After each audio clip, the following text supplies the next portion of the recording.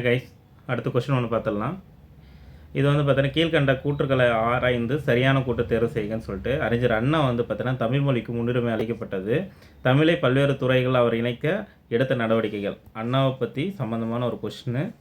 சரிங்களா, இது மூணுமே ரைட்டு தாங்க. சத்தியமேவ ஜெயதே என்ற சொல் அரசு இலட்சியமாக நீக்கப்பட்டு வாய்மையை வெல்லம் தமிழ் சொல்லை வந்து பயன்படுத்துறது. இதுக்கு முன்னாடி சத்தியமேவ ஜெயதே இருந்தது, தமிழ் சொல்லனா வாய்மையை வெல்லம் வந்து மாற்றினார். சரிங்களா, அடுத்து வந்து பார்த்தீங்கன்னா, செயின்ட் ஜார்ஜ் கோட்டையில் முதலாக சென்னை தலைமைச் செயலகமாக மாற்றப்பட்டது.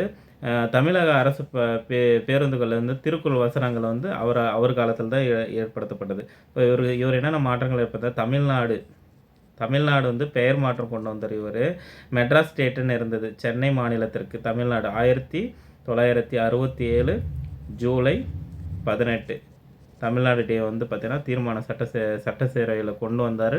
அது எப்போ நடைமுறைக்கு வந்ததுன்னா 1969 ஜனவரி 14 அதிகாரப்பூர்வமாக சட்டமாக்கப்பட்டது. இவர் காலத்தில் இருமொழி கொள்கை கொண்டது, அதாவது டூ லாங்குவேஜ் ஃபார்முலா இவர் கொண்டு வந்தது இருமொழி கொள்கை 1968 ஜனவரி 23 அன்னைக்கு கொண்டு வந்தார். சரிங்களா, தமிழ் மற்றும் ஆங்கிலம் மற்றும் 2 மொழிகள் தான் இருக்கணும், இந்தி மொழியை தூக்கிட்டார் இவர். சமூக சீர்திருத்தங்கள்லாம் சுயமரியாதை கல்யாணம் பண்ணாங்க, சுயமரியாதை திருமண சட்டம் அங்கீகரித்தார். 1967 இவர் வந்தவுடனே சுயமரியாதை திருமண சட்டம் கொண்டு வந்தார். இவர் அதிகாரப்பூர்வமாக்கினார். இந்து திருமணத்தில் திருத்தம் கொண்டு வந்தவர் இவர் தான். அதே மாதிரி அந்த அரசு இலட்சியத்தை வந்து வாய்மையை வெல்லும் இவர் பண்ணது தான். படி அரிசி திட்டம்னு சொல்லிட்டு ₹1 ஒரு படின்னு சொல்லிட்டு இவர் தான் கொண்டு வந்திருக்கார். படி ₹1 அப்படின்னு கொண்டு வந்தது இவர் தான். இது கோயம்புத்தூர் சென்னையில் மட்டுமே செயல்படுத்தப்பட்டது. கொஷின் கேட்டிருக்காங்க, படி அரிசி யார் கொண்டு வந்தது? கோயம்புத்தூர் சென்னையில் கொண்டு வந்திருக்கிறது ஃபஸ்ட்டு இவர். பேருந்துகளில் திருக்குறள் வந்து பொதுமக்களிடையே வந்து நன்னெறிகளை பரப்ப அரசு பேருந்துகளில் வந்து பார்த்தீங்கன்னா திருக்குறள் எழுதும் முறை கொண்டு வந்தவர் இவர் தான். இவர் காலத்தில் வந்து பார்த்தீங்கன்னா 2வது உலக தமிழ் மாநாடு நடத்தினார்.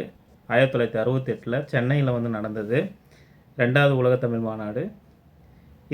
இதன் நினைவாக தான் மெரினா கடற்கரையில் தமிழ் சான்றோர்களுடைய சிலையை வந்து வச்சுருக்கிறது. இது நினைவாக தான். இவர் வந்து பார்த்தீங்கன்னா தென்னகத்து பெர்னஸ்ட் என்று அழைக்கிறாங்க. இவருடைய இதழ்கள் வந்து திராவிட நாடு, காஞ்சி என்ற இதழ்களை நடத்தியவர் இவர். முக்கிய கடமைகள் முழக்கங்கள்னு பார்த்தா, கடமை கண்ணியம் கட்டுப்பாடு, எதற்கு துணிந்தவன் எதையும் தாங்குவான் அப்படின்றதெல்லாம் இவருடைய முழக்கங்கள். சரிங்களா, தேங்க்யூ. வீடியோ பிடிச்சதை லைக் பண்ணுங்கள்.